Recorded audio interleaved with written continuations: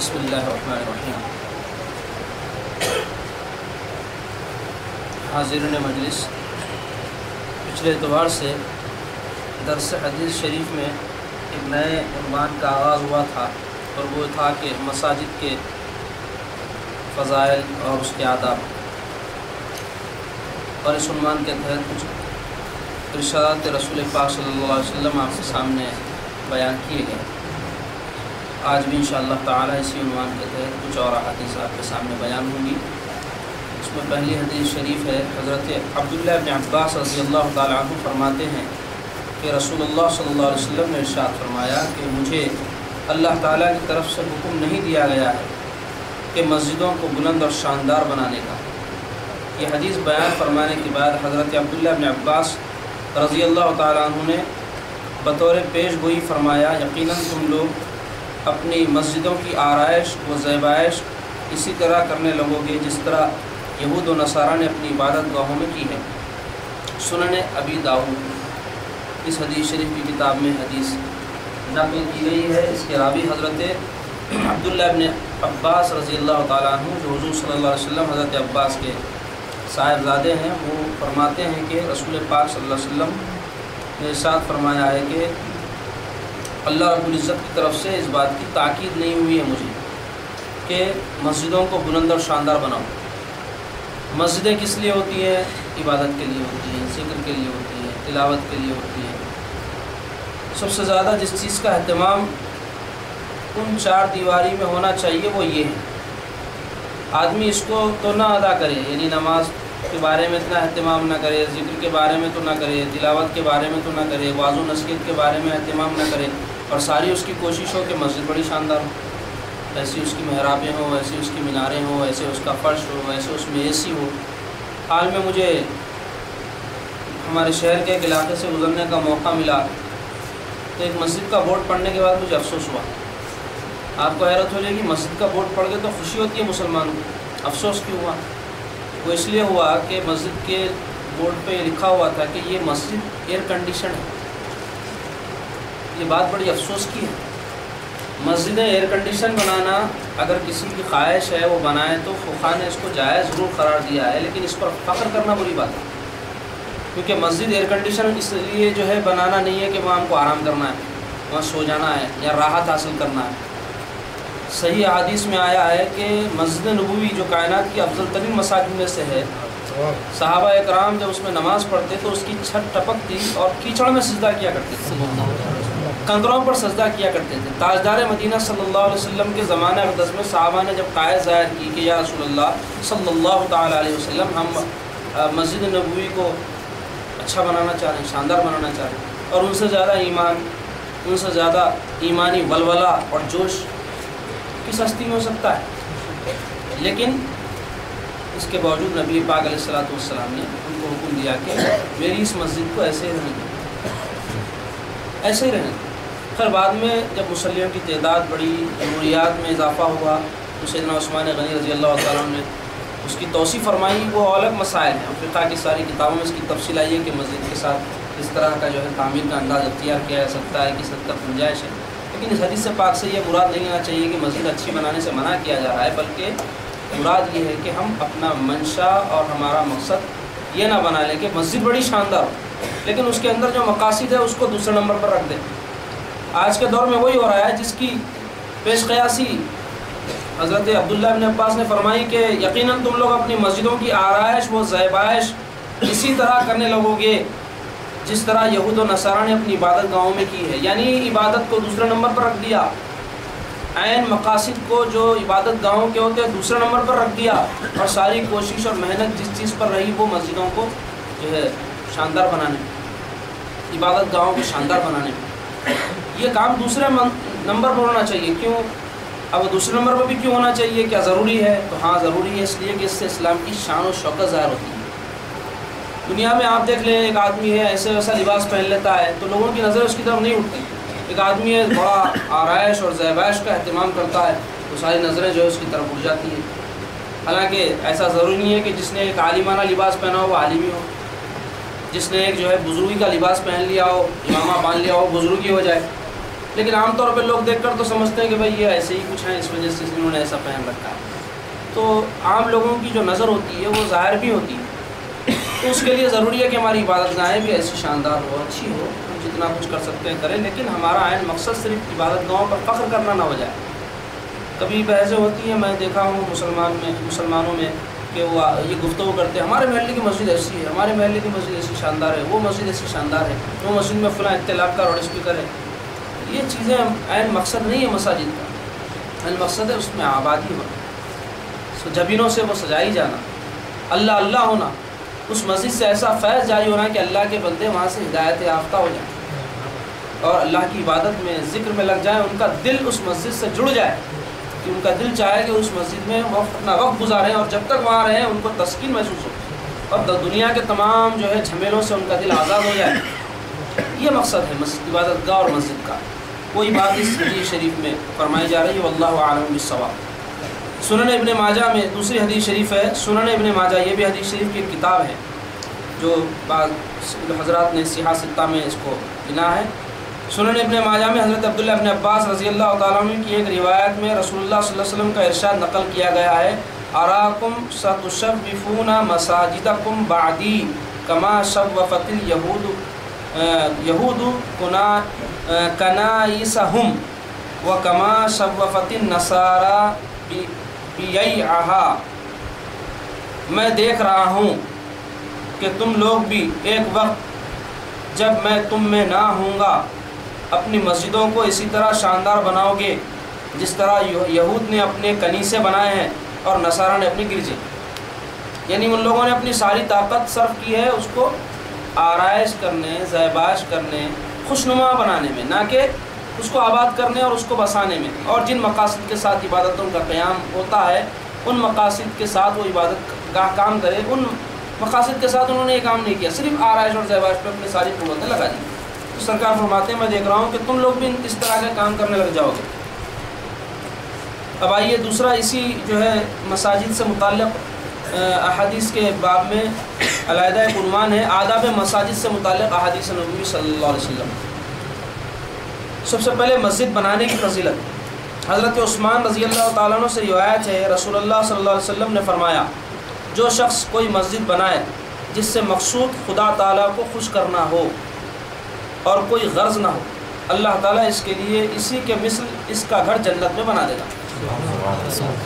اب اس حدیث پاک سے جس کے راوی حضرت عثمان غنی رضی اللہ تعالیٰ عنہ ہیں، جو خلفائے راشدین میں سے بھی ہیں اور عشرہ مبشرہ میں بھی ہیں، وہ روایت فرماتے ہیں کہ رسول پاک صلی اللہ علیہ وسلم نے ارشاد فرمایا کہ اگر کوئی شخص مسجد بنائے، اب مسجد بنانے سے اس کا مقصود یہ نہ ہو کہ لوگ مجھے تعریف کریں کہ میں نے اتنی اچھی مسجد بنائی ہے، اتنی شاندار مسجد بنائی ہے، یا پھر یہ مقصد نہ ہو کہ مسجد بنا کر میں اپنا جو ہے وہاں ڈومینیشن کر لوں، یا اور کوئی اس کے اندر دنیاوی غرض اور مقصود نہ ہو، عین مقصد اس کا یہ ہو کہ بھائی ایک اللہ کا گھر بن جائے جس سے اللہ کے بندے جو استفادہ کریں، نماز پڑھیں، ذکر کریں، یا اللہ اللہ کرنے لگیں، اور اس سے میرا رب راضی ہو جائے، اس عمل سے میرے، یعنی اس میں اخلاص ہو، حسن نیت ہو۔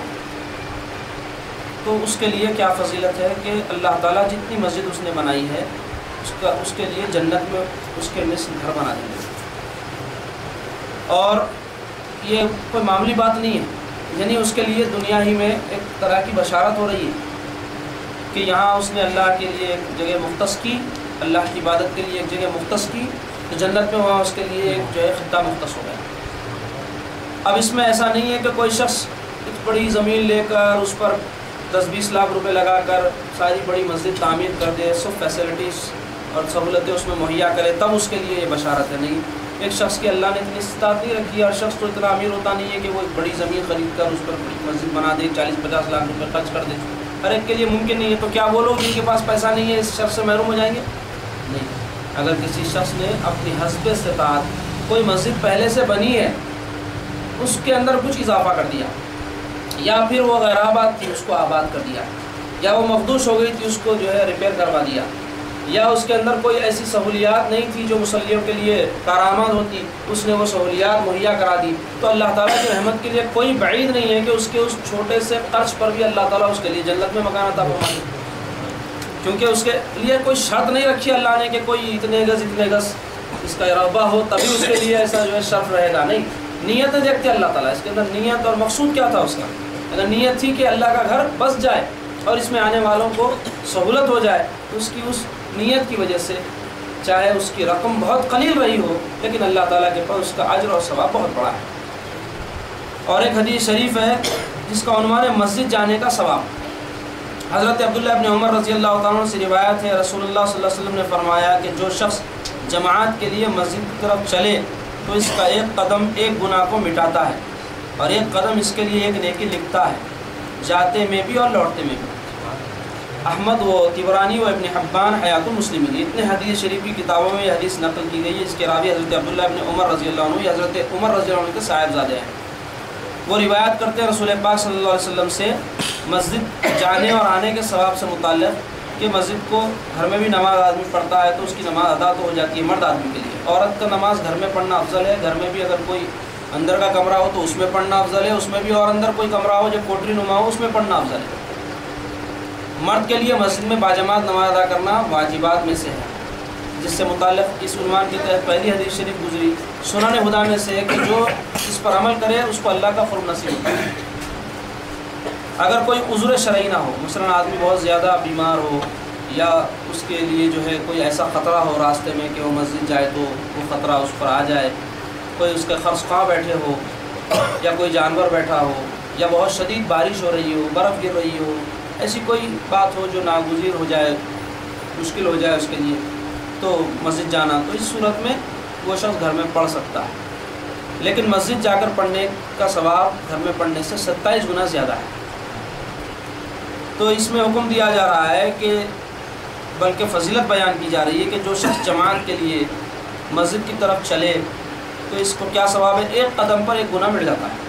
اب جتنی دور جائے گا وہ مسجد کو اتنے قدم پر اس کو اتنے گناہ مٹتے جائیں گے، اور ایک قدم اس کے لیے نیکی لکھی جاتی ہے۔ ایک قدم ڈالا گناہ مٹ گیا، ایک قدم پر نیکی، ایک قدم ڈالا گناہ مٹ گیا، ایک قدم پر نیکی۔ اور صرف یہ جاتے ہوئے نہیں بلکہ جب اپنے گھر کو واپس آئے گا تو واپسی میں بھی اتنا اس کو اجر و ثواب ملتا رہے گا۔ تو یہ مسجد میں نماز جا کر جماعت کے ساتھ ادا کرنے کی فضیلت کے تحت یہ حدیث شریف ہے، جس سے ہم کو اندازہ ہوتا ہے کہ ہم کو جماعت کے ساتھ نماز پڑھنے کا اہتمام کرنا چاہیے، الا یہ کہ کوئی شرعی عذر ہو جس کی وجہ سے آدمی مسجد نہ آ سکتا ہو۔ اللہ تبارک و تعالیٰ ہم کو عمل کرنے کی توفیق عطا فرمائے اور اس میں جو کوتاہی ہوئی اللہ رب العزت کو معاف فرما دے۔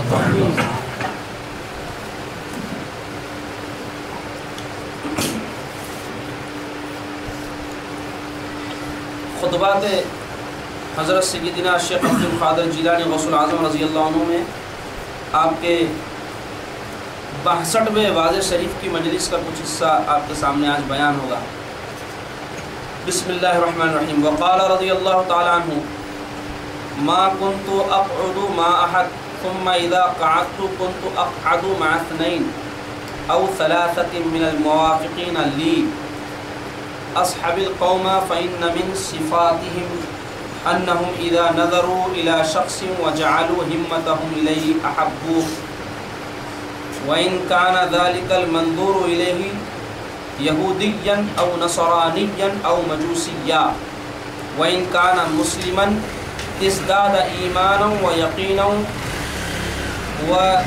وتثبتا إذا صح القلب صح النظر إذا صح القلب فقد قرب من الحق عز وجل وإذا نظر بعين القرب والمعرفة يصير القرب سحابا في قلبه والنظر برقه والوعد مطره يعبر لسانه عما في قلبه يصير لسانه قلما يستمد من ذوات المعرفة وبحر العلم يصير كلامه ونظره برق ما في قلبه كلاهما يظهران عن أصل قوي من جانب الله عز وجل من تحقق في امتثال الأوامر والانتهاء عن النهي والإرضاء للرسول صلى الله تعالى عليه وسلم صح له ذلك۔ بقیت فیہ بقایا یہیم علی وجہ فی طلب الامر المرسل الاصل حتی یذهب بقایاہ ویزید علمہ وقربہ۔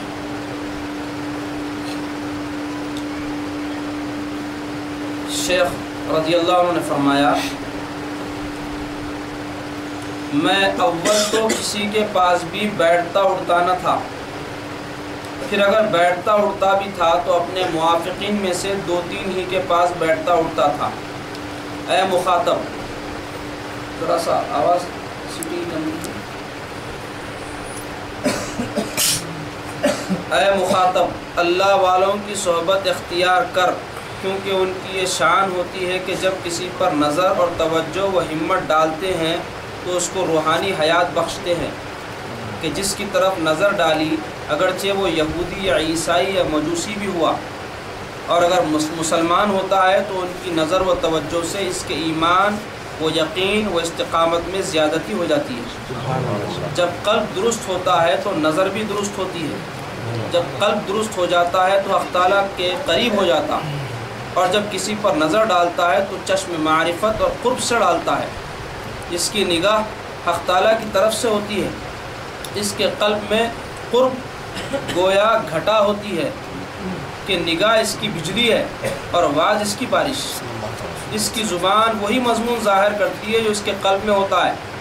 اس کی زبان گویا قلم بن جاتی ہے کہ معرفت کی دوات اور دریائے علم سے ڈوبا لیتی ہے۔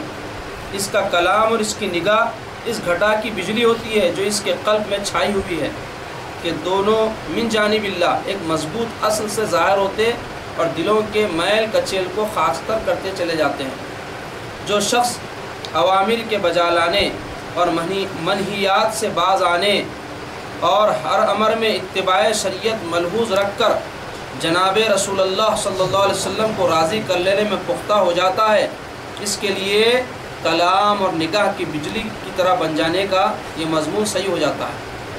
ہاں، اب بھی کچھ کسر اس میں رہ جاتی ہے، لہٰذا وہ اصل بھیجنے والے خدا تعالیٰ کے حکم کی طلب میں برگشتہ پھرتا رہتا ہے، یہاں تک کہ وہ کسر بھی نکل جاتی ہے اور اس کا علم اور قرب بڑھ جاتا ہے۔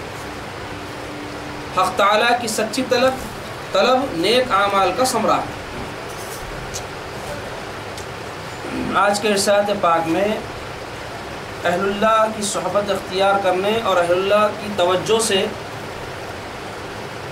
یا ان کی نظر سے کیا کچھ حاصل ہوتا ہے اس کی تفصیل، اور اللہ کے ایسے بندے ان مقامات کو کہ وہ توجہ دینے کے قابل بن جاتے ہیں کس طرح حاصل کرتے ہیں وہ بیان فرما رہے ہیں۔ سب سے پہلے تو آپ اپنی ایک کیفیت بیان فرما رہے ہیں کہ میں اول تو کسی کے پاس بھی بیٹھتا اٹھتا نہ تھا، یعنی ماحول اور اس زمانے کا جو عالم تھا وہ بڑا گمراہ کن تھا، اور سرکار غوث پاک رضی اللہ عنہ کا ابتدائی جو زمانہ تھا وہ خلوت نشینی کا زمانہ تھا۔ کئی برس تک آپ جنگلات میں رہ کر مجاہدے کیے اور رجل اللہ رہے، تو وہ احوال جو ابتدا کے تھے آپ بیان فرما رہے ہیں کہ کسی سے ملتا جلتا نہیں تھا میں، اور اگر کسی سے ملتا بھی تو میرے موافق سے مراد میرے ہم مزاج، میری طبیعت سے جو میل کھاتے ہوئے لوگ تھے ان میں 2-3 آدمی سے ملتا تھا۔ تو اب یہ ملنا کیوں ہوا؟ تو اس سے پہلے کئی ارشاد میں آپ نے بات بیان فرمائی کہ میں نے اللہ کے حکم سے لوگوں سے ملنا شروع کیا ہے۔ اللہ تعالیٰ نے مجھے متعین کیا ہے کہ میں لوگوں کو راہ راست کی طرف، راہ ہدایت کی طرف، راہ معرفت کی طرف بلاؤں۔ اس کے بعد ارشاد فرماتا ہے مخاطب، یعنی میں جس کو خطاب کر رہا ہوں، اے وہ لوگوں، اللہ والوں کی صحبت اختیار کروں، کیونکہ ان کی شان، اللہ والے یعنی وہ لوگ جو اللہ کے اور اللہ کے رسول کے حکم کے مطابق اپنی زندگی گزارتے ہیں، جن کی محبتیں اللہ کے لیے ہوتی ہیں، جن کی دشمنیاں اللہ کے لیے ہوتی ہیں، جن کا مقصد حیات اپنے رب کی رضا ہوتا ہے، اور ایسے لوگوں کی پہچان آسان نہیں ہے۔ کیوں؟ اس لیے کہ ایسے لوگوں کی مثال سونے کی ہے، اور سونے میں اور پیتل میں ہر عام آدمی فرق نہیں کر سکتا۔ سونے اور پیتل میں فرق کرنے کے لیے بھی اس کے ماہرین ہوتے ہیں، تو ہم کو خود اہل اللہ کون ہے سچے معنوں میں جاننے کے لیے کچھ ایک قسم کی صلاحیت کی ضرورت ہوتی ہے۔ لباسوں کو دیکھ کر، تقریروں کو سن کر، یا جو ہے انداز کو ظاہری طور پہ کسی کے دیکھ کر اللہ والے ہم سمجھ لیں تو یہ ہمارا حسن ظن ہے، ایک اچھا گمان ہے جو ہم کسی کے متعلق رکھتے ہیں۔ لیکن حقیقی جو اہل اللہ ہوتے ہیں ان کے پہچاننے کے لیے بھی کچھ نہ کچھ علم آدمی کو ضرور ہونا پڑتا ہے۔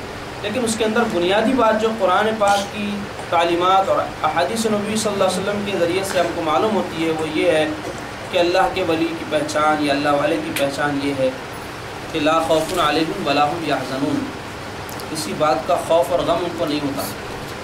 دنیا کے مصائب، دنیا کے مسائل، دنیا کے جو ہے جھمیلے انسان کو پریشان کر دیتے ہیں، متزلزل کر دیتے ہیں، ہلا دیتے ہیں، لیکن اہل اللہ استقامت کے پہاڑ ہوتے ہیں، دنیا کو ٹھوکر میں رکھتے ہیں، دنیا کا نفع اور نقصان ان کو اپنے جو ہے مرتبے سے ہٹاتا نہیں ہے، ان کو اپنے استقامت سے دور نہیں کرتا۔ اس کے علاوہ متقی ہوتے ہیں، متقی یعنی اللہ سے ڈرنے والے، شریعت کا پاس و لحاظ رکھنے والے، حرام سے بچنے والے، حلال کو اختیار کرنے والے، نبی پاک علیہ الصلوۃ والسلام سے سچی محبت رکھنے والے، آپ کی اتباع، آپ کی اطاعت میں زندگی گزارنے والے، یہ ساری کچھ ان کی علامتیں ہیں۔ تو فرماتے ہیں اللہ والوں کی صحبت اختیار کریں، کیونکہ ان کی یہ شان ہوتی ہے کہ جب کسی پر نظر اور توجہ و ہمت ڈالتے ہیں، یہ طریقہ ہوتا ہے توجہ کا ایک سلاسل میں، بعض سلاسل میں اس کی بڑی تاکید آئی ہے، خاص طور پہ سلسلہ نقش بندیہ اور قادریہ میں، کہ شیوخ کا سلسلہ اپنے مریدین پر اپنی قلبی توجہ کا اثر ڈالتے ہیں۔ تو وہ اس کی مثال ایسی ہے جیسے کسی دوسرے کے اندر کرنٹ منتقل کرنا، تو اپنے پاس کرنٹ ہوگا تب وہاں جا کر منتقل ہوگا۔ تو ایک بجلی سی جو ہے قلب میں اس کے پیدا کرتے ہیں، اس کا اثر یہ ہوتا ہے کہ جو طالب ہوتا ہے یا جس کی طرف توجہ کی گئی ہے اس میں بھی عبادت کی، ذکر کی، تلاوت کی، نیکی کی رغبت بڑھ جاتی ہے، اور اس کو دنیا داری سے جو ہے دلچسپی میں کمی آ جاتی ہے، اور اللہ اللہ کرنے میں اس کا دل لگنا شروع ہو جاتا ہے۔ اور پھر وہ توجہ ڈالنے میں بعض باتیں ایسی ہے کہ ہر ایک پر ایک جیسی توجہ نہیں ڈالتی۔ طالب کی صلاحیت، اس کی استطاعت، اس کی استعداد دیکھ کر توجہ ڈالتی ہے، کیونکہ آپ دیکھیں کرنٹ جو ہوتا ہے، بجلی جو ہوتی ہے، اس میں یہ صلاحیت ہوتی ہے کہ وہ 2000 بتی کے ہیلوجن کو بھی روشن کر سکتی ہے، 100 بتی کے گولے کو بھی روشن کر سکتی ہے، 0 بتی کے بلب کو بھی روشن کر سکتی ہے، ٹیوب لائٹ کو بھی روشن کر سکتی ہے۔ ان سارے جو روشن کرنے کے آلے ہیں ان میں کرنٹ ایک ہی ہے۔ 2000 بتی کے لیے تو آپ کو علیحدہ کرنٹ لانا نہیں پڑتا، 100 بتی کے گولے کے لیے کوئی علیحدہ کرنٹ کی ضرورت نہیں پڑتی، کرنٹ سب میں کامن ہوتا ہے، استعداد الگ الگ ہوتی ہے۔ تو ایسے ہی شیوخ اپنے مریدین، طالبین کی صلاحیتوں کے مطابق ان کی اصلاح اور تربیت بھی کرتے ہیں اور ان کے فروغ پر توجہ بھی کرتے ہیں۔ وہ اس لیے کہ استعداد بڑی اہمیت رکھتی ہے، اگر کسی کی استعداد نہ ہو اور اس سے زیادہ اس کو کرنٹ پہنچایا جائے تو پھر دیکھنے میں یہ آتا ہے کہ اس کی وہ تاب نہیں لا سکتا۔ مثلا 100 بتی کا گولا ہے، کبھی وولٹیج زیادہ ہو جائے تو اڑ جاتا ہے۔ 2000 کی بتی ہے، اس کو 2000 واٹس کے کرنٹ کی ضرورت ہے، آپ نے 3000 کا کرنٹ جو ہے فلکچویشن کی وجہ سے اس طرف چھوڑ دیا، اڑ جاتا ہے۔ تو ایسے ہی استطاعت اگر جو نہ ہو تو نقصان ہو جاتا ہے بجائے فائدے۔ ایک بزرگ تھے حضرت باقی باللہ، غالباً حضرت کا نام ہے، نقشبندیہ سلسلے کے بڑے کامل بزرگ تھے۔ ان کا واقعہ اس موقع پر مجھے یاد آ رہا ہے کہ حضرت کی خدمت میں ایک نان بھائی آیا، آ کر جو ہے حضرت کی بڑی خدمت کیا اور حضرت سے معروضہ کیا کہ سرکار مجھے جو ہے کچھ عطا فرمائیے۔ تو حضرت نے پوچھا کہ کیا چاہتے ہو؟ اس نے کہا کہ آپ مجھے اپنے جیسا بنا دیجیے۔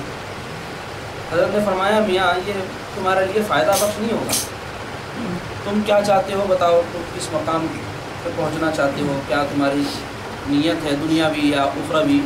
دعا کرتا ہوں اللہ کی جناب میں نہیں حضرت بس مجھے اپنی طرح بنا دو۔ حضرت کو دیکھا تھا ہزاروں مریدین ہیں، صاحب کیفیت ہیں، صاحب حال ہیں، صاحب کرامت ہے، تو سوچا ان کے جیسا بن جاؤں گا تو میری بھی چل پڑے گی۔ تو اس کے بہت اصرار پر حضرت اس کو اپنے ساتھ لے جا کر تنہائی میں بٹھا کر جو توجہ کا ذکر ہو رہا ہے، قلبی توجہ اس پر جو ہے منتقل فرمائیں۔ جب کچھ دیر بعد اس کو لے کر باہر تشریف لائے تو حضرت ہی کی طرح ہو بہو بن چکا، ہو بہو حضرت کی طرح. 2 گھنٹے زندہ رہا، اس کے بعد وفات ہو گئی.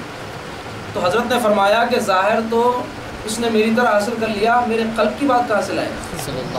کیونکہ حضرت کو جو کیفیات قلبی حاصل ہوئی تھی وہ 1 دن 2 دن یا اس طرح ایک توجہ سے حاصل نہیں ہوئی تھی، برسوں مجاہدے کیے تھے، اپنے قلب میں استعداد پیدا کی تھی، پاور ہاؤس اپنا اتنا مضبوط بنایا تھا کہ اس کے اندر تجلیات کا ایک سمندر ٹھاٹے مار رہا تھا. اب وہ چیز 1 منٹ میں کسی کمزور دل والے کے اوپر منتقل کی جائے تو اس کا یہی اثر ہو جاتا ہے. تو اسی لیے بتانا مقصود یہ ہے کہ توجہ حق ہے. ہزاروں اہل اللہ نے اپنے جو ہے مریدین اور طالبین کو اس سے مستفید کیا ہے، ان کی حسب استعداد اور اپنے حسب صلاحیت. یہ اس لیے میں بات بیان کر رہا ہوں کہ کئی لوگوں کو خواہش ہوتی ہے آج مرید ہوئے کل کچھ قلبی توجہ ہو جانا، فوری ہمارا حال بدل جانا اور ہم کو اللہ کی منزل میں پہنچ جانا چاہیے. کوئی ہمارا فائدہ نہیں ہوگا، اتنے زمانے سے آ رہے ہیں، اتنا ذکر کر رہے ہیں، وہ کیفیت پیدا نہیں ہوگی. آپ کوشش ضرور کر رہے ہیں، اللہ تبارک و تعالیٰ ہر کوشش اور ہر جو ہے عمل کا اجر اور ایک ثواب رکھے ہیں، وہ آپ کو مل رہا ہے، وہ ضائع نہیں جائے گا. اب رہا قلب کی کیفیت کھلنا، روحانی ترقی ہونا، یہ من جانب اللہ ہے، اللہ تعالیٰ کی طرف سے. شیخ کا کام کوشش کرنا ہے، شیخ کا کام راستہ بتانا ہے، شیخ کا کام ہانکنا ہے. منزل کا پانا چلنے والے کے بھی ہاتھ میں نہیں ہے، جس کی طرف چل رہا ہے اس کے ہاتھ میں کہ وہ چاہے تو اپنے قریب کر لے. اب وہ اس کا فضل ہے، اس کی عطا ہے، اس کی نوازش ہے. بھیک مانگنے والے کو چاہیے کہ ہمیشہ اپنا دامن پسار کر رکھے، نہیں معلوم کہ کب بھیک دامن میں گر جاتی ہے. 1 منٹ کے لیے کبھی اس نے دامن سمیٹا اور بھیک گرے تو زمین پر گر جائے گی. تو اس لیے طالب کو چاہیے کہ ہمیشہ دامن پسارے رہے، نروس نہ ہو، اپنی کوشش کرتا رہے، نا امید نہ ہو. اللہ رب العزت کا جو ہے دروازہ بندوں کے لیے کھلا ہے اور اس کی عطا اور اس کی نوازش اور اس کی بخشش بہت بڑی ہے. تو فرماتے ہیں کہ اللہ والوں کی صحبت کیوں اختیار کر کے کہ ان کی نظر، توجہ اور ہمت سے روحانی حیات ملتی ہے. لیکن لوگ کیا چاہتے ہیں؟ دنیاوی حیات مل جائے، کچھ پیسے مل جائے، کچھ کام بن جائے، کچھ نوکری لگ جائے، دنیا کے لیے آتے ہیں. جبکہ اصل مقصود کیا ہے؟ اللہ کی توجہ سے روحانی حیات نصیب ہو جائے کہ جس کی طرف نظر ڈالی. اللہ والوں کی نظر کا کیا حال ہوتا ہے؟ جس کی طرف نظر ڈالی، اگرچہ وہ یہودی یا عیسائی یا مجوسی بھی ہوا عقیدے وغیرہ کے اعتبار سے، تو اس کو بھی فائدہ ہوتا ہے کہ کچھ نہ کچھ اس کے اندر تبدیلی، کچھ نہ کچھ اس کو ہدایت کی طرف جو ہے ذہن اور فکر ملتی ہے. اور اگر مسلمان ہوتا ہے تو ان کی نظر و توجہ سے اس کے ایمان، وہ یقین، وہ استقامت میں زیادتی ہو جاتی ہے. اللہ والوں کی توجہ سے کیا حاصل ہوتا؟ آپ جاننا چاہ رہے ہیں تو یہ ذہن میں بٹھا لو. جیبا بڑھ جانا، تجوریاں بڑھ جانا، کاما بن جانا، یہ لوگوں کا ذہن رہتا. حضرت فرما رہے ہیں سرکار غوث پاک جو اولیاء کے سردار ہے کہ اہل ایمان پر اللہ والوں کی توجہ پڑ گئی تو اس کا اثر کیا ہوگا؟ ایمان و یقین میں، استقامت میں زیادتی ہو جاتی ہے. آپ محسوس کرنا، کسی اہل اللہ سے آپ ملے ہیں، آپ سمجھتے ہیں کہ یہ نیک آدمی ہے، ان کی صحبت سے مجھے فائدہ ہوا. کیا فائدہ ہوا؟ اپنا محاسبہ کرنا. ایمان میں، یقین میں اور استقامت میں اضافہ ہوا. کہ استقامت بول تو دین میں کوئی کام کر رہے ہیں اس پہ جم جانا. آدمی 8 دن کوئی کام کرا چھوڑ دیا، 4 دن ذکر کرا چھوڑ دیا، 1 ہفتہ کوئی کام کرا چھوڑ دیا، تو سمجھو کہ اگر وہ توجہ ڈالے ہیں، صاحب توجہ ہیں، اتنا ان میں طاقت ہے، تو ان کی توجہ اپنی استطاعت نہیں ہونے کی وجہ سے ضائع چلی. یا پھر انہوں نے توجہ ڈالی تھی، آپ میں استطاعت تو حاصل کرنے کی چیز سنبھال کر رکھنے کی نہیں تھی. کبھی ایسا ہو جاتا ہے کوئی آپ کو 100 روپے دے دیتا ہے، 100 روپے آپ لے بھی لیتے ہیں، لیکن آپ 1 گھنٹے کے اندر اس کو خرچ بھی کر دیتے ہیں. بعض لوگ ہوتے ہیں بچا کے رکھتے ہیں، 1 سال تک بھی ان کے پاس 100 روپے رہتے ہیں. تو ٹھیک یہی بات دنیا کی جیسے میں نے مثال دی ہے روحانی میدان میں بھی ہے. تو ہو سکتا ہے کہ وہ آپ بچا کے نہیں رکھ سکے، لیکن اس میں وہ اللہ والے کا کوئی قصور نہیں ہوتا. فرماتے ہیں جب قلب درست ہوتا ہے تو نظر بھی درست ہو جاتی ہے. آدمی کا جب دل درست ہو جاتا ہے تو نگاہ درست ہو جاتی ہے. یعنی آدمی جو ہے وہی دیکھتا ہے جس کو دیکھنے کا اللہ اس کے رسول نے حکم دیا ہے، اسی طرف اس کی نگاہ پڑتی ہے. اس کی سوچ، اس کی فکر بدل جاتی ہے. سوچ اور فکر اگر نہ بدلے تو سمجھ لو کہ دل کی جو نہر ہے اس سے گندا پانی آ رہا ہے، ابھی وہ صاف نہیں ہوا ہے. جب قلب درست ہو جاتا ہے تو حق تعالیٰ کے قریب ہو جاتا ہے، اور جب کسی پر نظر ڈالتا ہے تو چشم معرفت اور قرب سے ڈالتا ہے. اس کی نگاہ حق تعالیٰ کی طرف سے ہوتی ہے، اس کے قلب میں قرب گویا گھٹا ہوتی ہے. اتنی پیاری تشبیہ آپ نے دی ہے اس کے قلب میں خرب کی مثال کیسی ہے؟ گھٹا کی سی ہے. گھٹا یعنی جو اب بارش سے پہلے ابر جمع ہوتا ہے، جو ہے گھٹا ٹوٹ جو ہے سیاہی چھایا ہوا، تو اس سے اندازہ ہو جاتا ہے کہ زوردار کڑک ہونے والی ہے اور بارش ہونے والی ہے. تو اس کے قلب میں اللہ کے قرب کی مثال کیسی ہے؟ جیسے گھٹا ہوتی ہے کہ نگاہ اس کی بجلی ہے. ویسے اللہ والے کی نگاہ بجلی کا کام کرتی ہے. بجلی کیا کرتی ہے؟ کتنی اندھیری شب کیوں نہ ہو، ایک سیکنڈ کے لیے جب وہ جو چمکتی ہے تو ایسا معلوم ہوتا ہے کہ دن ہے، ایسی اس کی روشنی ہوتی ہے. تو قلب میں ایسا روشنی پیدا کر دیتی ہے. بولنے سے مراد یہ ہے. اور بعض اس کی بارش ہے. بعض کیا کرتا ہے؟ بارش کیا کرتی ہے؟ نم کرتی ہے، زمین کو زرخیز بناتی ہے، اس قابل بناتی ہے کہ اس میں کھیتی اٹھ سکے اور اس کھیتی سے اس کو فائدہ پہنچ سکے. تو وعظ و نصیحت کیوں ہوتا ہے؟ قلب کی زمین کو نیکی کے قابل بنانے کے لیے. قلب کی زمین کو اس قابل بنائیں کہ اس پر جب مجاہدے کا حل چلے تو اس پر اجر و ثواب کے پھل لگیں. وعظ اور نصیحت کا یہ مقصد ہوتا ہے. اس کی زبان وہی مضمون ظاہر کرتی ہے جو اس کے قلب میں ہوتا ہے. اب ہم کہتے کچھ ہے، دل ہوتا کچھ ہے. ہمارا قلب میں اور ہماری زبان میں مطابقت نہیں ہوتی، کیونکہ ہم ایک واعظ ہیں. لیکن اللہ کا جب ولی کوئی بات کہتا ہے تو وہی بات کہتا ہے جو قلب میں ہوتی ہے، زبان پر وہی ہوتی ہے، مطابقت ہوتی ہے. اس کی زبان گویا قلم بن جاتی ہے، قلم لکھنے کا کام کرتا ہے. کہ معرفت کی دوات کیا کرتی ہے؟ سیاہی. دوات کہتے ہیں سیاہی جس سے لی جاتی ہے. رفل جو ہوتی ہے وہ معرفت ہوتی ہے، اور جو ہے اس کی زبان قلم ہوتی ہے، اور دریا علم سے ڈبو لیتا ہے. پہلے جو طریقہ ہوتا تھا لکھنے کا، اس طرح کے رفل نہیں آتے تھے جیسے آپ ریڈی میڈ مل جاتے ہیں. سیاہی ایک جو ہے شیشی میں بھری رہتی تھی، اس میں قلم ڈبا کر لکھتے تھے. تو آپ ایک تشبیہ دے رہے ہیں کہ قلم زبان کی طرح ہوتی ہے، اور جو ہے علم معرفت دوات کی طرح ہوتا ہے، اور دریائے علم میں اس کو ڈبوتا ہے. یعنی وہ جو دوات کی شیشی ہے وہ علم کا دریا ہے، اس میں قلم کو ڈبو کر کہتا ہے. معرفت اور علم سے وہ بات کرتا ہے. اس کا کلام اور اس کی نگاہ اس گھٹا کی بجلی ہوتی ہے جو اس کے قلب میں چھائی ہوئی ہے، کہ دونوں من جانب اللہ ایک مضبوط اصل سے ظاہر ہوتے ہیں اور دلوں کے میل کچیل کو خاص تر کرتے چلے جاتے ہیں. اس کا اثر کیا ہوتا ہے؟ دلوں کا میل و کچیل دور ہوتا ہے، یعنی سننے والوں کے لیے. اب یہ حاصل کیسے ہوتے ہیں یہ مقامات، یہ کیفیت؟ اس کو جو شخص اوامر کے بجا لانے اور منہیات سے باز آنے اور ہر امر میں اتباع شریعت ملحوظ رکھ کر جناب رسول اللہ صلی اللہ علیہ وسلم کو راضی کر لینے میں پختہ ہو جاتا ہے، اس کو یہ مقام حاصل ہوتا ہے.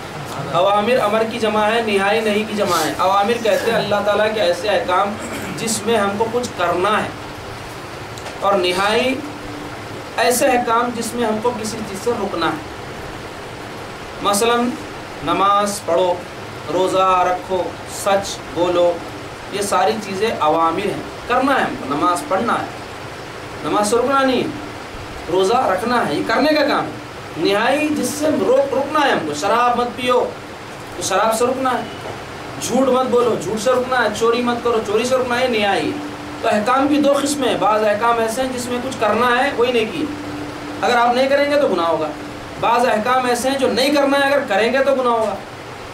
قانون میں بھی تو ایسی ہوتا ہے کہ بعض چیزیں آپ کو قانون کہتا ہے یہ آپ کو لازمی طور پہ کرنا ہے، بعض چیزیں قانون کہتا ہے یہ ہرگز نہیں کرنا ہے. قانون لازمی طور پہ کہتا ہے جھنڈا جب چڑھایا جائے اور جو ہے ہندوستان کی عظمت کے جو ہے ترانے گائے جائیں، آپ کو کھڑے ہونا ہے. آپ کہیں گے میں نہیں کھڑا ہوں گا تو آپ نے حکومت ہونے کی سزا ملے گی، آپ کو مجرم قرار پائیں گے آپ. قانون کہتا ہے جب ریڈ سگنل پڑ جائے تو تم کو رکنا ہے، یعنی یہاں آپ جا رہے تھے اب نہیں جانا، تو یہاں رکنے کا کام ہے. آپ کہیں گے میں ہمیشہ یہاں سے جاتا ہوں، ریڈ سگنل کو لے کے کیا کروں، میں یہاں سے جاؤں گا کیونکہ میں ہمیشہ گزرتا ہوں، تو آپ کا جرم ہو جائے گا. تو ایسے ہی شریعت میں بھی بعض کام کرنے کے ہیں، بعض نہیں کرنے کے. تو کرنے کے کام کرنا ہی ہے، نہیں کرنے کے کام ہرگز نہیں کرنا ہے. کرنے کے کام اگر آپ نہیں کریں گے تو جرم، نہیں کرنے کے کام آپ کریں گے تو جرم. تو اس کو کہتے ہیں اوامر اور نہائی. تو کرنے کے کام کرنا، نہیں کرنے کے کام نہیں کرنا، یہ. اور دوسرے جناب رسول اللہ صلی اللہ علیہ وسلم کو راضی کرنے کے لیے کرنا. اب جناب رسول اللہ صلی اللہ علیہ وسلم کو راضی کرنے سے مراد کیا ہے؟ جو سرکار کو راضی کر لے، اللہ اس سے راضی ہے. کیونکہ مطلب یہ ہے کہ یہ کام بھی اس طرح کرو جیسے رسول اللہ صلی اللہ علیہ وسلم نے کی. نماز پڑھنا ہے، آپ ایسے ہی پڑھ لیں، نماز جیسا حکم دیا گیا ایسے ایسے پڑھ لیں، ہاتھ یہاں باندھ لیں، یہاں باندھ لیں، یہاں باندھ لیں، ہو جائے گی نماز. لیکن عین سنت کے مطابق، عین تحقیق کے مطابق کسی ایک مسلک کو اختیار کر کے یہ سوچتے کہ انہوں نے تحقیق سے یہ بات جانی کہ ہاتھ یہی بننا ہے، اور ایک دوسرے مسلک والوں نے ایک تحقیق سے یہ بات جانی کہ ہاتھ یہاں بننا ہے، تو اس تحقیق کے تحت یہ سمجھتے ہوئے کہ سنت ہے یہ اور اس کے مطابق کروں تو اللہ کے رسول راضی ہو جائیں گے، کرنا سرکار کو راضی کرنا ہے، اس پختگی کے ساتھ اگر کوئی عمل کرے گا تو اس کے لیے کلام اور نگاہ بجلی کی طرح بن جائے گا، یہ مضمون صحیح ہو جاتا ہے۔ ہاں اب بھی کچھ کسر اس میں رہ جاتی ہے، یعنی اب اس کا واز، اس کی نصیحت بجلی کا کام کرتی ہے، لیکن پھر بھی اور کچھ بات باقی رہتی ہے، وہ کیا ہے؟ اللہ کا حکم اور اس کی معرفت، لہٰذا وہ اصل بھیجنے والے کے حکم کی طرف میں برگشتہ پھرتا ہے کہ وہ کسر بھی نکل جاتی ہے اور اس کا علم اور قرب پڑ جاتا ہے۔ یعنی اب جب اس نے سچائی اور اخلاص کے ساتھ اس راہ کو اختیار کیا، اوامر و نواہی کی پابندی کی اور اتباع رسول پاک صلی اللہ علیہ وسلم میں اور سنت رسول پاک صلی اللہ علیہ وسلم کے مطابق زندگی گزاری، تو اللہ تعالیٰ کی طرف سے اس پر فضل ہوتا ہے، اب اس کو بھیک ملتی ہے، اس کا دامن پسر گیا اس عمل کے ذریعے، تو اللہ تبارک و تعالیٰ اپنا اس کو مقرب بنا لیتا ہے، اللہ تبارک و تعالیٰ اس کو قرب کے درجہ عطا فرماتے ہیں۔ تو ان ارشاد پاک سے یہ بات ہم کو معلوم ہوئی کہ اہل اللہ کی صحبت اختیار کرنا چاہیے، سچے اہل اللہ کی صحبت اختیار کرنا چاہیے، اور ان کا بڑا کمال ہوتا ہے ان کے تصرفات، قلبی کیفیات اور ان کی نگاہیں جو ہے بجلی، جس کو آپ نے ارشاد فرمایا کہ بجلی کی طرح، اس کا ہم کو انکار نہیں کرنا چاہیے، اس کی اپنی حقیقت ہے، مگر یہ سب حاصل ان اللہ والوں کو کن صورتوں میں ہو رہی ہیں اس کی تفصیل بھی آپ نے بیان کی۔ اللہ رب العزت سے دعا کرتا ہوں کہ اللہ تعالیٰ ہم کو نیک توفیق عطا فرمائیے اور اپنے حبیب صلی اللہ علیہ وسلم کی اتباع میں زندگی گزارنے کی توفیق عطا فرمائیے، اور اہل اللہ سے سچی عقیدت اور سچی وابستگی ہم کو عطا فرمائیے اور ان کی صحبتیں اختیار کرنے کی توفیق عطا فرمائیے۔ اب آئیے فقہی مسائل کے بیان میں تیمم کے مسائل اختتام کو پہنچے۔ آج سے انشاءاللہ تعالیٰ ایک نئے جو ہے باب کا آغاز ہوگا، وہ ہے نجاست کے مسائل۔ اب یہ فقہ کی کتابوں میں نجاست وغیرہ کے مسائل کیوں بیان کیے جاتے ہیں؟ تو جاننا چاہیے کہ ہماری جو عبادتیں ہیں وہ بغیر پاکیزگی کے صحیح نہیں ہوتی، درست نہیں ہوتی۔ تو ناپاکی ہے کیا معلوم ہوا تو آپ پاکی حاصل کریں گے۔ نجاست بولتے کسے؟ جب جانیں گے تو اس سے بچیں گے۔ یا نجاست ہر انسان کی زندگی کا حصہ ہے، روز پیشاب کرتا ہے، پیخانہ کرتا ہے، کئی قسم کی نجاستوں سے سامنا اس کو ہو جاتا ہے، تو اس کے متعلق جب تک احکامات سے واقف نہیں ہوگا وہ عمل نہیں کر سکے گا، اس لیے اس کی تفصیل بیان کی جاتی ہے۔ تو یہ مسائل کا جاننا ہر مسلمان کے اوپر واجب ہے تاکہ اس کی طہارت درست ہو، طہارت درست ہوگی تب عبادت درست ہوگی۔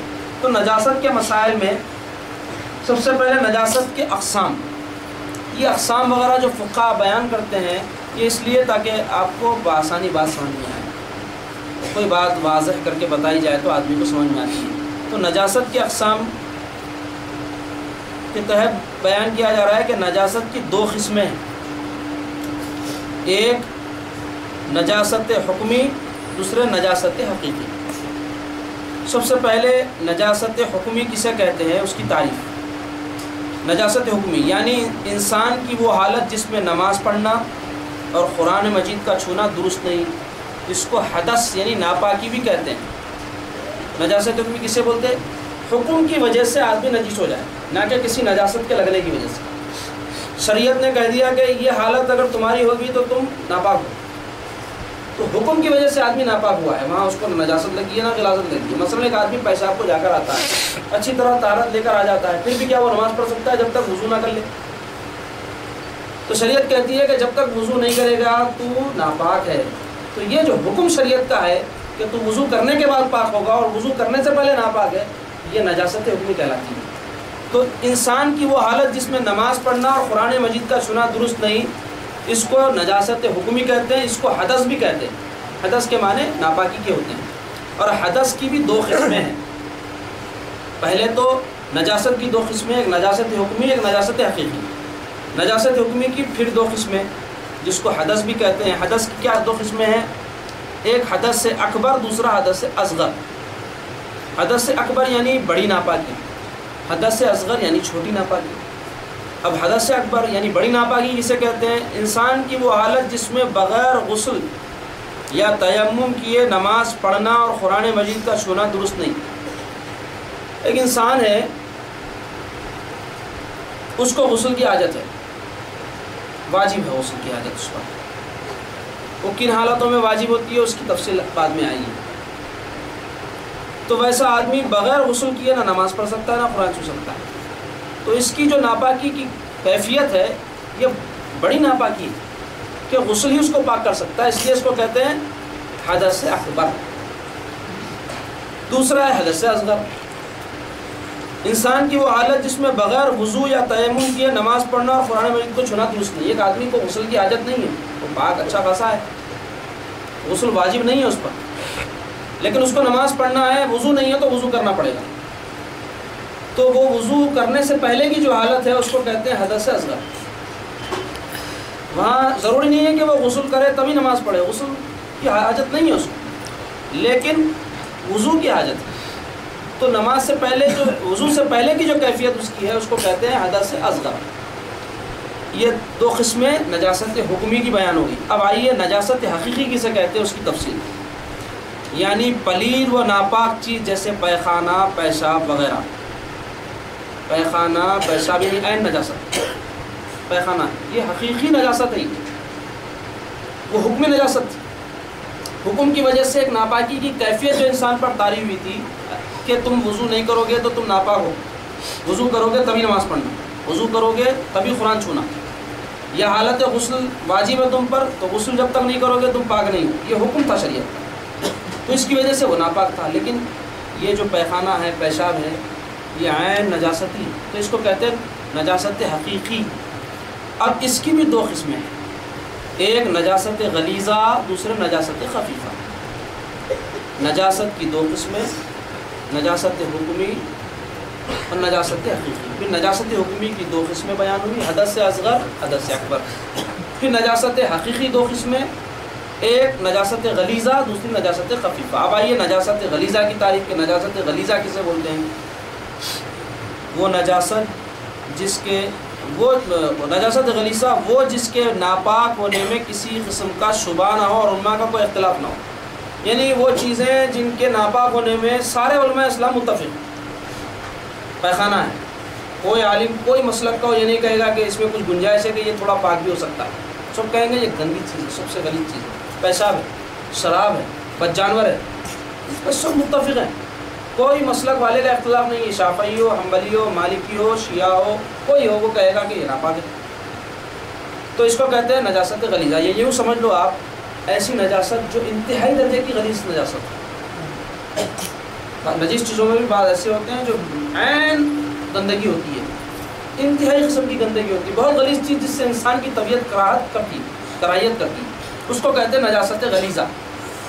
دوسرے نجاست خفیفہ، وہ جس کے ناپاک ہونے میں شبہ اور علماء کا اختلاف ہے، یعنی شریعت میں حکم ہے واضح طور پہ کسی چیز کے ناپاک ہونے کا، شریعت نے کہہ دیا خون حرام، قرآن میں آیا ہے، پیشاب حرام، قرآن میں آیا ہے، پیخانہ حرام، تو یہ سب چیزیں واضح نص موجود ہے اس کا، یا تو قرآن میں یا حدیث میں۔ اب بعض چیزیں ایسی ہیں کہ احادیث اور قرآن میں اس کے متعلق واضح طور پہ کوئی حکم موجود نہیں ہے، کھلے طور پہ نام بنام ایک فہرست تو نہیں ہے قرآن میں کہ یہ چیزیں حرام ہے، یہ چیزیں حلال ہیں۔ قرآن میں بنیادی جو قاعدے ہیں وہ بیان کر دیے گئے ہیں، اب اس کے ضمن میں جو چیزیں آتی ہیں اس کو اس قاعدے میں ڈال دیتے ہیں، اگر وہ قاعدے میں وہ بیٹھتی ہے تو اس کو اس حکم میں رکھ دیتے ہیں۔ تو ایسے ہی علماء کا اختلاف ہو گیا، کسی نے کہا کہ نہیں یہ اس قاعدے میں نہیں بیٹھ سکتی، تو وہاں پر اس کو نجاست خفیفہ کے خانے میں ڈال دیا گیا کہ اس کو اتنے لیول کی جو نجاست غلیظہ ہے، ناپاک اور نجیس چیز نہ سمجھی جائے۔ اب یہ دونوں کا حکم بیان ہوگا۔ نجاست غلیظہ کا کچھ علیحدہ حکم ہے کہ اس کی مقدار کتنی ہے، جو لگ جائے جسم یا کپڑے پر تو آدمی بغیر اس کو دفع کیے نماز پڑھ سکتا ہے، عبادت کر سکتا ہے۔ نجاست خفیفہ ہے تو اس کی مقدار کچھ زیادہ بھی ہو جائے تو اس کے ساتھ آدمی کی عبادت ہو جاتی ہے، اس کی تفصیل انشاءاللہ آگے بیان ہوگی۔ یہ جو اصطلاحات فقہ کی بیان ہوئی ہے اس کو ذہن میں رکھنا چاہیے، یہ بڑی آپ کو آگے یہ ذہن میں رکھنے سے وہ باتیں کام آئیں گی، کیونکہ وہاں دوبارہ میں اس کی تشریح نہیں کر پاؤں گا، صرف نجاست حکمی کہہ دوں گا، اب آپ کو یا معلوم ہی نہیں ہے کہ نجاست حکمی کہتے کس سے، تو جب مسئلہ بیان ہوگا وہ سمجھ میں نہیں آئے گا۔ تو ٹرمنالوجی جو ہوتی ہے، ٹرمنالوجی کہتے ہیں انگریزی میں اس کو، اصطلاحات، اس کے معنی ذہن میں رہیں تو آگے کی بات بڑی آسانی سے سمجھ میں آتی ہے۔ تو انشاءاللہ تعالیٰ آئندہ جو ہے اتوار کو مزید اس کی تفصیل بیان ہوگی۔ اللہ تعالیٰ ہم کو احکامات شرعیہ کی روشنی میں تمام باتوں کو پورا کرنے کی توفیق عطا فرمائے۔ اب آخر میں اولیاء اکرام کے ایک دو واقعات آپ کے سامنے تبرکاً بیان کر دیتا ہوں۔ میں سب سے پہلے واقعے کا عنوان ہے غیبی رزق، یعنی اللہ تعالیٰ بغیر اسباب کے راست طور پر رزق پہنچا دے تو اس کو غیبی رزق کہتے ہیں۔ اور اللہ تعالیٰ کے کئی ایسے بندے ہیں جن کو اللہ تعالیٰ جو ہے بغیر کسی سبب کے، بغیر کسی ذریعے کے رزق پہنچا دیتا ہے۔ ایک صاحب باطن سے مراد ایک اللہ والے آدمی، ایسے شخص جن کا دل جو ہے پاک اور ستھرا تھا، وہ بیان فرماتے ہیں میں چند رفقا یعنی اپنے ساتھیوں کے ہمراہ عدن سے چلا، ایک مقام کا نام ہے۔ رات کے وقت میرے پاؤں میں کچھ چوٹ لگ گئی جس کی وجہ سے میں پیچھے رہ گیا۔ پہلے قافلوں کی صورت میں لوگ سفر کرتے تھے تاکہ ڈاکو چور وغیرہ ستائے نہیں اور کوئی مشکلات نہ ہو، تو اب یہ پاؤں میں درد ہونے کی وجہ سے لگڑ کے چلنے لگے، وہ ساتھیاں تیز تیز چلے گئے، حضرت پیچھے رہ گئے۔ تنہا ساحل سمندر پر تھا، سمندر کے ساحل پہ اکیلا رہ گیا۔ دن بھر کے روزے کے بعد میرے پاس کھانے کو کوئی چیز نہیں تھی، یعنی روزہ تھے حضرت اس وقت، تو جب افطار کا وقت آیا تو کوئی چیز کھانے کو نہیں۔ اسی حالت میں سونے کی تیاری کر رہا تھا کہ اچانک مجھے 2 روٹیاں ملی جن پر ایک بھنی ہوئی چڑیا رکھی ہوئی تھی۔ میں نے گوشت اٹھا کر ایک طرف رکھا، اتنے میں ایک حبشی لوہے کی سلاخ لیے ہوئے آیا اور مجھ سے کہنے لگا اے ریاکار اسے کھا۔ میں نے ایک روٹی پرندے کے نصف گوشت سے کھائی اور ایک روٹی اور نصف گوشت کپڑے میں لپٹ کر سراڑے رکھ کر سو گیا۔ بولے پھر بعد میں اب سحر کو کام آتا نہیں تو آگے کھاؤں گا، حالانکہ انہوں بھوکے تھے، کھانا کہیں نہ تھا، اللہ میں پہنچا دیے، تو انہوں آگے کا سوچے نا تو وہ چیز اہل اللہ کے نزدیک جو ہے اچھی نہیں سمجھ جاتی۔ اور ایک روٹی کیا کرے اٹھا کر رکھ لیے، بیدار ہوا تو کپڑا موجود تھا مگر اس میں نہ روٹی تھی نہ گوشت۔ کیوں؟ اس لیے کہ توکل میں کمی آئی، پورا کھا لیتے پھر بھوک لگتی، پھر اللہ تعالیٰ ایسے انتظام فرما دیتے۔ اٹھا کر رکھا تو وہ غیب سے آئی ہوئی غذا تھی، اللہ تعالیٰ نے پھر اس کو غیب فرما دیا۔ تو اس سے معلوم ہوا کہ اللہ تبارک و تعالیٰ اپنے جو محبوب بندے ہیں ان کو ان کا رزق جہاں وہ ہوتے ہیں پہنچا دیتا ہے۔ غوث کی سواری، غوث ایک مرتبہ ہے ولایت میں، تو وہ اولیاء کے جو ہے سردار ہوتے ہیں غوث، ان کی سواری کا ایک واقعہ ہے۔ وہی صاحب یعنی جو اس سے پہلے جو واقعہ بیان کیے غیبی رزق کا، وہ وہی صاحب باطن فرماتے ہیں کہ میں نے 315 ہجری تو آج سے 1100 سال پہلے مکہ معظمہ کے اندر غوث یعنی قطب کی زیارت کی۔ وہ سونے کی گاڑی پر تشریف فرما تھے جنہیں فرشتے سونے کی زنجیروں کے ذریعے ہوا میں کھینچے لے جا رہے تھے۔ میں نے عرض کیا کہاں تشریف لے جا رہے ہیں؟ فرمایا اپنے ایک بھائی کی ملاقات کے لیے جا رہا ہوں جس کے لیے میں مشتاق تھا، یعنی ملاقات کے لیے بے چین تھا، ان کی ملاقات کو جا رہا ہوں۔ میں نے عرض کیا اگر آپ اللہ تعالیٰ سے دعا کرتے وہ انہیں آپ تک پہنچا دیتا۔ تو بولے حضرت جب اتنا بڑا مرتبہ ہے آپ کا، سونے کی گاڑی پہ بیٹھے ہیں، فرشتے کھینچ کے لے جا رہے ہیں، جا کے دیکھو مل رہے ہیں، بولے اللہ تعالیٰ سے دعا کرے تو اللہ بھی ان کو یہاں بھیج دیتے تھے۔ بولے فرمایا تو پھر مجھے زیارت کا ثواب کس طرح ملتا؟ تو بولے ان کے پاس چل کے جا رہا ہوں نا میں، اب تو یہ جو ثواب ملا، جیسے حکم آیا نا مسجد کو چلتے ہوئے گئے، پیدل گئے کہ قدم پہ نہیں ملتی، گاڑی پہ گئے تو اتنی نہیں ملتی، سمجھا؟ پیدل جانے میں جو مشقت ہو رہی گاڑی پہ کہاں ہوتی؟ تو اس واسطے حضرت کیا بولے اگر میں چل کے نہیں بھی جا رہا ہوں تو ان کے پاس جانے کی جو مشقت برداشت کر رہا ہوں اس کا ثواب تو مل رہا نا میرے۔ ان کا اسم گرامی حضرت احمد بن عبداللہ بلخی تھا، یہ بزرگ کا۔ اور ایک واقعہ ہے فرشتوں سے ملاقات۔ مشائخ عظام میں سے ایک صاحب بیان فرماتے ہیں ہم صلحاء کے ساتھ مکہ معظمہ میں تھے۔ صلحاء بولتے اللہ کے نیک بندے۔ ہم لوگوں میں ایک ہاشمی بزرگ تھے یعنی سرکار کے نسب سے، ان پر غشی آئی۔ غشی بولے تو نیند کی ایسی کیفیت طاری ہو جانا۔ کچھ دیر بعد ہوش میں آئے تو انہوں نے ہم سے پوچھا کیا آپ حضرات نے بھی کچھ دیکھا؟ ہم نے نفی میں جواب دیا ہم نہیں دیکھے بولے۔ تو انہوں نے فرمایا میں نے فرشتوں کو دیکھا کہ احرام باندھے ہوئے خانہ کعبہ کا طواف کر رہے ہیں۔ میں نے پوچھا آپ لوگ کون ہیں؟ کہا ملائکہ۔ میں نے پوچھا آپ لوگ اللہ تعالیٰ کے ساتھ کیسی محبت رکھتے ہیں؟ کہا نحنو حبنا جوانب و حبکم برانی۔ میں نے کہا اس کا مطلب یہ ہوا کہ ہماری محبت داخلی اور آپ لوگوں کی محبت خارجی۔ اور ایک واقعہ بیت المعمور کی زیارت کے دن وہی شیخ ارشاد فرماتے ہیں میں ایک شب قبلہ بیت المقدس میں کھڑا تھا، نماز ادا کر رہا تھا، اچانک قبلہ دو حصوں میں ہو گیا اور جو کا تو قائم رہا۔